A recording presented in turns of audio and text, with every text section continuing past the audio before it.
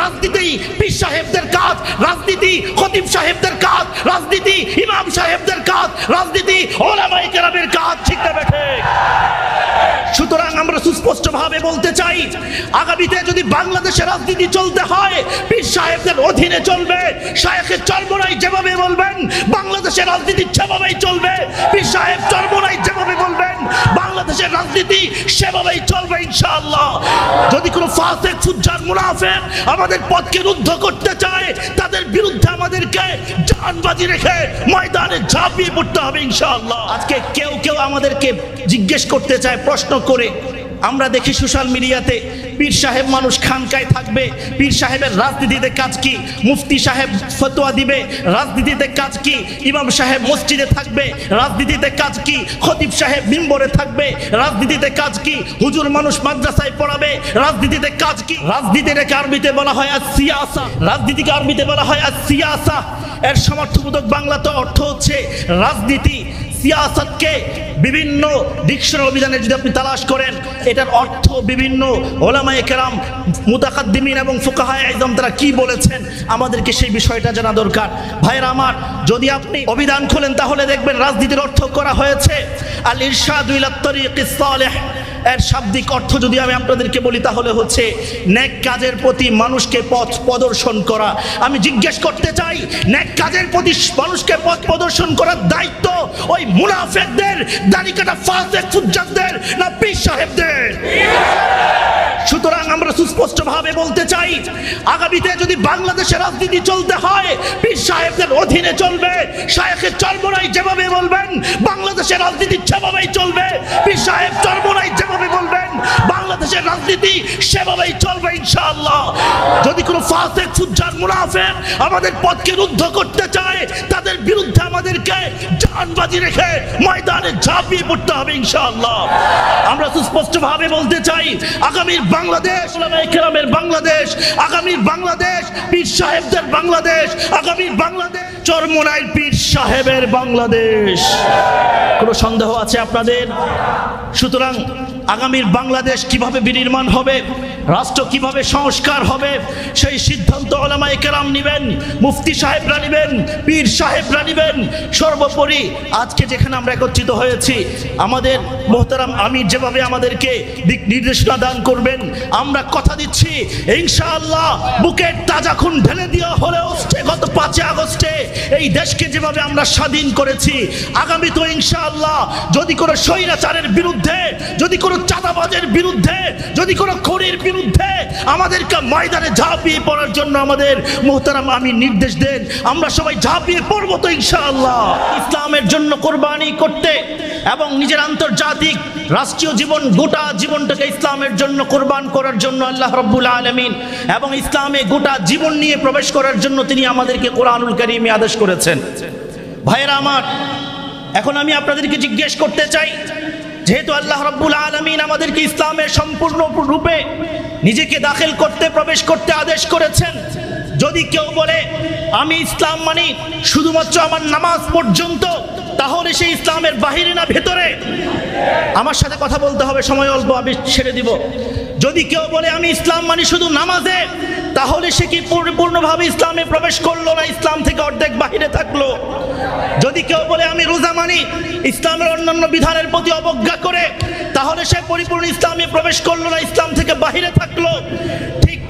ঠিক তেমনি ভাবে যদি কেউ বলে আমি শুধুমাত্র আমার নামাজ রোজাতে ইসলাম মানি, আমার রাজনৈতিক জীবনে ইসলাম মানি না, আমার রাষ্ট্রীয় জীবনে ইসলাম মানি না, আমার ব্যবসার জীবনে ইসলাম মানি না, আমার সামাজিক জীবনে ইসলাম মানি না, তাহলে ওই ব্যক্তি আল্লাহ রাব্বুল আলামিনের এই আদেশকৃত হুকুমের মধ্যে দাখিল হলো, প্রবেশ করলো না বাহিরে থাকলো? জোরে জবাব দিতে হবে, ভিতরে প্রবেশ করলো না বাহিরে থাকলো?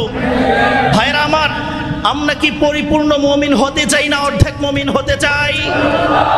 তাহলে আমাদেরকে যেমনি ভাবে নামাজ পড়তে হবে, যেমনি ভাবে রোজা পালন করতে হবে, যেমনি ভাবে যাকাত দিতে হবে, এবং এই বিষয়গুলোকে যেমনি ভাবে দ্বীন ইসলামের মধ্যে অন্তর্ভুক্ত মনে করতে হবে, ঠিক তেমনি ভাবে আমার রাজনীতিকেও ইসলামের অংশ মনে করতে হবে, আমার সমাজ সেবাকেও ইসলামের অংশ মনে করতে হবে, আমার জাতির খেদমতকেও ইসলামের অংশ মনে করতে হবে, আমার প্রধানমন্ত্রীত্বকেও ইসলামের অংশ মনে করতে হবে, আমার চেয়ারম্যানকেও ইসলামের অংশ মনে করতে হবে, আমার মসজিদকেও ইসলামের অংশ মনে করতে হবে। গুটমুট কথা হচ্ছে গোটা রাজনৈতিক জীবনটাকে ইসলামের মধ্যে অন্তর্ভুক্ত মনে করতে হবে। যদি মনে করতে না পারি তাহলে আমি অর্ধেক ইসলামের মধ্যে প্রবেশ করলাম আর অর্ধেক বাহিরে থাকলাম। আল্লাহ রাব্বুল আলামিন আমাদেরকে যে পরিপূর্ণভাবে ইসলামের মধ্যে প্রবেশ করার কথা বলেছেন, এই আয়াতের উপরে আমরা আমল করতে পারলাম না, ঠিক না বেঠিক? এক নাম্বার কথা, সময় শেষ করে দিচ্ছি। একটা প্রশ্ন অনেকে করেন, সেই প্রশ্নের জবাবটা দিচ্ছি, শেষ করে দিব। এখানে সাংবাদিক ভাইরা ক্যামেরা তাক করে আছেন, মেহেরবানি করে এই কথাগুলো আপনারা প্রচার করবেন মানুষের কাছে।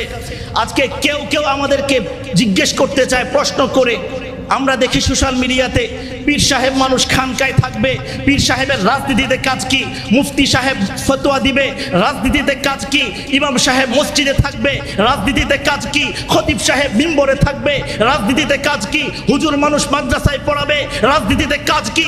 আমরা বলতে চাই, রাজনীতি পীর সাহেবদের কাজ, রাজনীতি খতিব সাহেবদের কাজ, রাজনীতি ইমাম সাহেবদের কাজ, রাজনীতি ওলামায়ে কেরামের কাজ, ঠিক না বেঠিক? সুতরাং রাজনীতি পীর সাহেবরাই করবে, রাজনীতি খতিব সাহেবরাই করবে, রাজনীতি ওলামায়ে কেরামই করবে, ঠিক না বেঠিক? ভাইরা আমার, রাজনীতিটাকে আরবিতে বলা হয় আস-সিয়াসা। আমি আপনাদেরকে শেষ করে দিতে সংক্ষিপ্ত। রাজনীতিকে আরবিতে বলা হয় আস-সিয়াসা, এর সমর্থবোধক বাংলাতে অর্থ হচ্ছে রাজনীতি।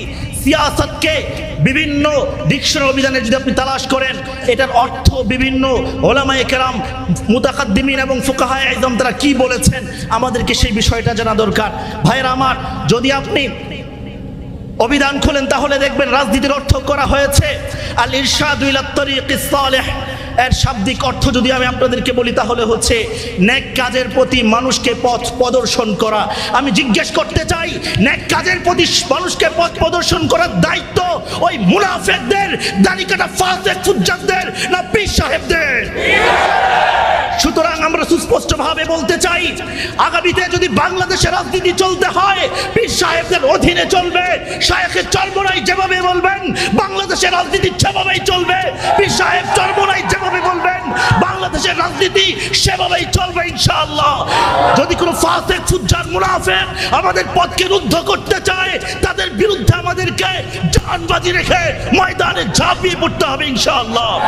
আমরা সুস্পষ্টভাবে বলতে চাই, আগামীর বাংলাদেশ ওলামায়ে কেরাম বাংলাদেশ, ওলামায়ে কেরামের বাংলাদেশ, আগামীর বাংলাদেশ পীর সাহেবদের বাংলাদেশ, আগামীর বাংলাদেশ চরমোনাইর পীর সাহেবের বাংলাদেশ। কোনো সন্দেহ আছে আপনাদের? সুতরাং আগামীর বাংলাদেশ কিভাবে বিনির্মাণ হবে, রাষ্ট্র কিভাবে সংস্কার হবে, সেই সিদ্ধান্ত ওলামায়ে কেরাম নেবেন, মুফতি সাহেবরা নেবেন, পীর সাহেবরা নেবেন। সর্বোপরি আজকে যেখানে আমরা একত্রিত হয়েছি, আমাদের মোহতারাম আমির যেভাবে আমাদেরকে দিক নির্দেশনা দান করবেন, আমরা কথা দিচ্ছি ইনশাআল্লাহ বুকের তাজা খুন ঢেলে দেওয়া হলেও গত 24শে আগস্টে, গত 5 আগস্টে এই দেশকে যেভাবে আমরা স্বাধীন করেছি, আগামী তো ইনশাআল্লাহ যদি কোনো স্বৈরাচারের বিরুদ্ধে, যদি কোনো চাঁদাবাজের বিরুদ্ধে, যদি কোনো খুনির বিরুদ্ধে আমাদেরকে ময়দানে ঝাঁপিয়ে পড়ার জন্য আমাদের মোহতারাম আমির নির্দেশ দেন, আমরা সবাই ঝাঁপিয়ে পড়বো তো ইনশাআল্লাহ।